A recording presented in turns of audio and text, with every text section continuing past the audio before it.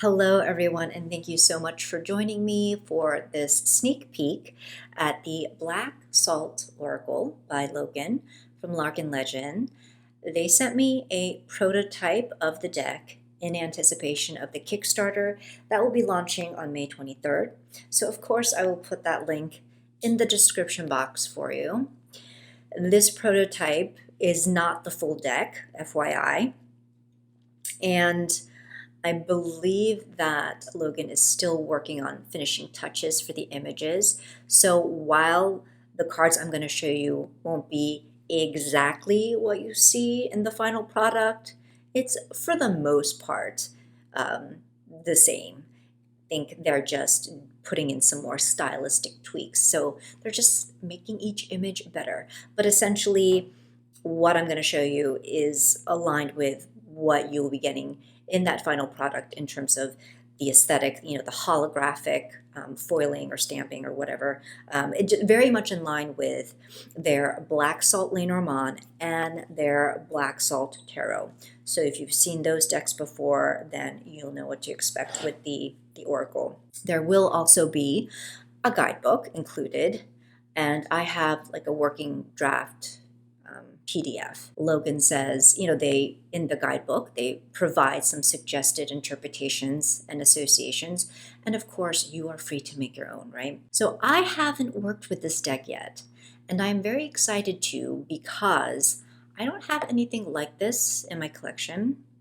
The focus of this deck is on, finding the magical in the mundane, as the guidebook says. So instead of these images being esoteric in nature, they are focused on very mundane, everyday contemporary objects that you would find around the house or just come across in your everyday life. So that's a very interesting premise to me, and one that I am excited to try out, because certainly some of the images and objects that they chose, I just never would have thought would go in an Oracle deck. And yet, because like aesthetically, the way they stylize these objects, it's like totally my cup of tea. It works from that kind of initial visual. For me, it's very much like up my street in terms of visuals and aesthetics. Otherwise, I don't know that a deck like this would have necessarily piqued my interest, But I love Logan's artwork. Here are the card backs. So very simple and lovely. And you've got the holographic stamping or foiling, I don't know what you call it, the matte finish, the black matte edging. So on my reading table, I have the Hellenic Oracle out, and this is a tarot-sized deck. So if we do a quick comparison here, you can see that the Black Salt is same in width and shorter. Cardstock is very nice.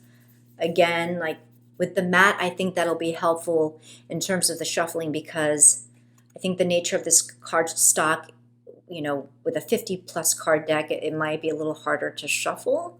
But because it's, this non-sticky matte, it'll be very swishy and hopefully will help out in my very subpar overhand shuffling skills. All right, let's get on to looking at the images.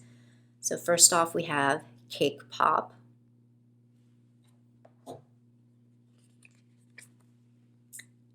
Charging Cable,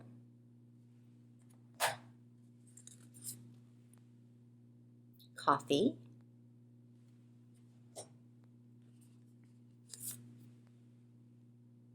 Coin Purse,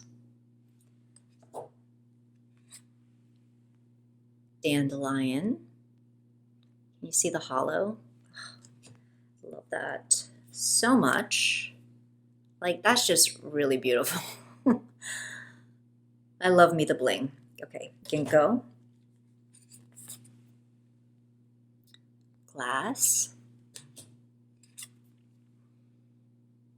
Heirloom,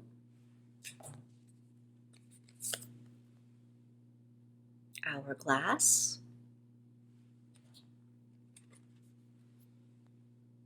Ink brush.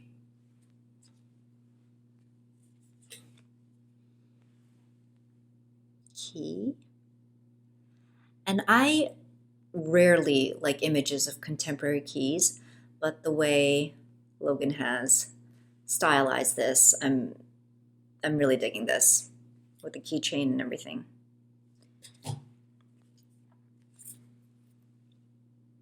Kite.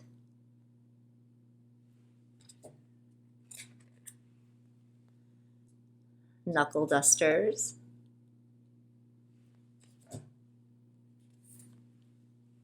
Kokeshi. I appreciate that they put a doll in here, by the way. Lightning rod.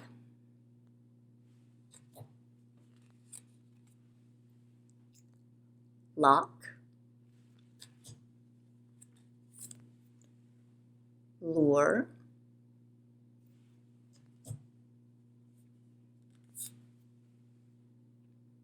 Microphone.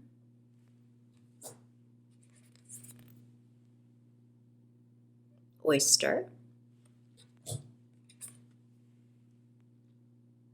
Mobile. Or is it pronounced like mobile? Is there a different pronunciation for like a mobile that's like a hanging decoration thing like this versus like the adjective? And anyway, somebody will let me know, I'm sure. Orchid.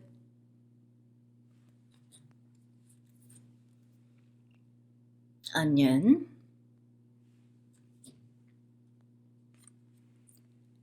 Nightlight. So I'm definitely seeing nods to some of like the image styles of definitely I have the Black Salt Lenormand, so I love how that runs through these decks. Mortal and Pestle.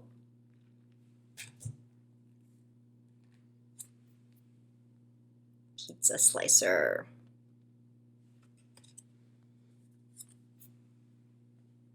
Planchette.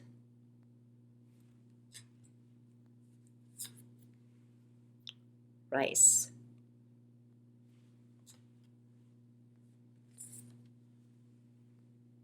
Sparkler.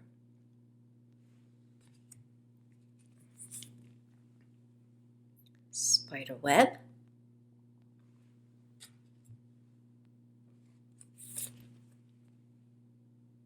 Teapot.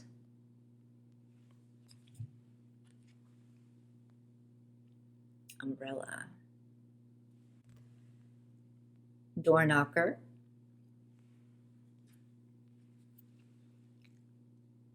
Rabbit paw. Slingshot.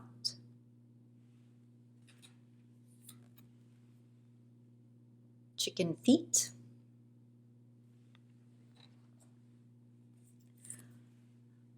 Bug spray. Like, see, this is just like another example of like an object that you wouldn't think would go in an oracle, and yet.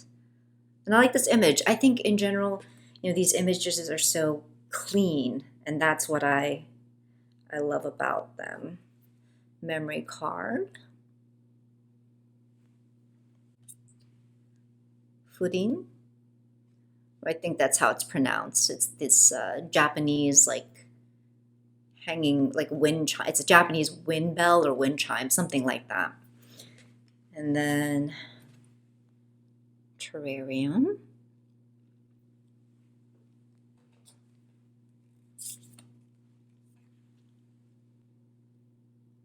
Headphones.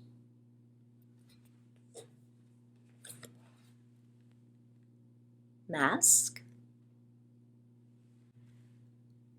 Necklaces. I definitely had these friendship necklaces with my BFF in elementary school, so that's very nostalgic. Incense.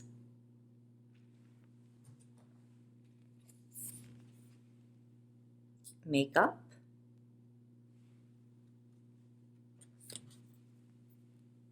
Lighter. Got the two elemental symbols there of fire and air. Pepperoncini. And we end on a fun one, pasties. All right, let us just do a quick shuffle and pick a card that we can read from the guidebook. So as it is now, with the number of cards I have, the riffle shuffling isn't bad at all. And the overhanding is great, or as good as it can be for my skills. So the card that I pulled is Cake Pop, which I'm really happy about because this is a fun one. Okay, I'm going to read from the guidebook. Once again, just a reminder, this is a working draft. Cake Pop. Keywords: sweetness, just desserts. A deeper look. When Cake Pop appears in a reading, it can be an invitation into softness, an invitation to indulge yourself with things kind, comforting, and sweet. Life is hard work and often involves swallowing many a bitter pill by necessity. Can you make time and space for a little sweetness? Allow yourself healing if you need it. Allow yourself quiet time, patience with yourself, comfort shows and comfort food. Allow yourself to be loved, most especially by you. Cake Pop can also show up as rewards. If you've been hard at work, this card can symbolize a payoff within reach, a receiving of your figurative flowers. Be mindful, though, this card can also signify just desserts. If you've been sowing less than savory seeds, this card can indicate an appropriate but unpleasant reaping. Now we go into the creator's lens, which is a part of the guidebook where Logan describes their inspiration for the card. I am a colossal slut for cake pops. Me too, girl. Me too. And I feared for my blood sugar levels when I learned how easy they are to make. Thankfully, or not, my chronic illness forced me to abandon sugary foods, so I no longer flirt with diabetes. But oh man, how I miss those treats, especially the red velvet ones, with rainbow sprinkles, of course. I didn't intend to put food in the deck, but I really wanted to draw a cake pop. I'm glad it came forward, as I think sweetness is a necessity that many of us confuse for a luxury. I often feel guilty for allowing myself to rest, to have something I want because I deserve it, just for being alive, you know? It's as if I feel like I haven't earned it, like I haven't earned the right to enjoy something or to rest. Ain't that some bullshit? The star and ribbon on this card were inspired by Kirby games and magical girl manga. I hope you enjoyed this quick look at the Black Salt Oracle. Once again, the link to the Kickstarter campaign is in the description box below, so definitely check that out if you are liking what you see. So thank you so much to Logan for providing this prototype to give us all a first look. And thank you for hanging out with me. So until the next time, I hope you're well, much love, and take care.